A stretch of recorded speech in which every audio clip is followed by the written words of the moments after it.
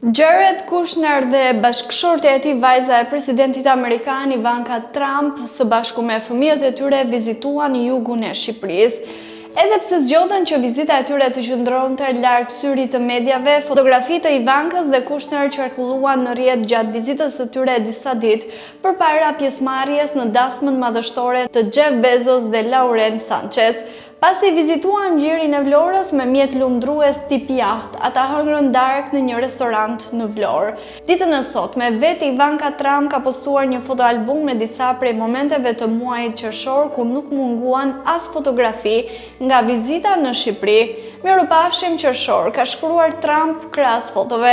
Sigurisht që qëllimi i vizitës së tyre nuk ishte vetëm turistik, por edhe për të parë nga afër ishullinë e Sazanit, ku do të investojnë 1.4 miliard euro që synon ndërtimin e një marine turistike, rezidencash elitare, zonë gastronomike dhe akomodim në një sipërfaqe prej 45 hektarësh në 8% të ishullit.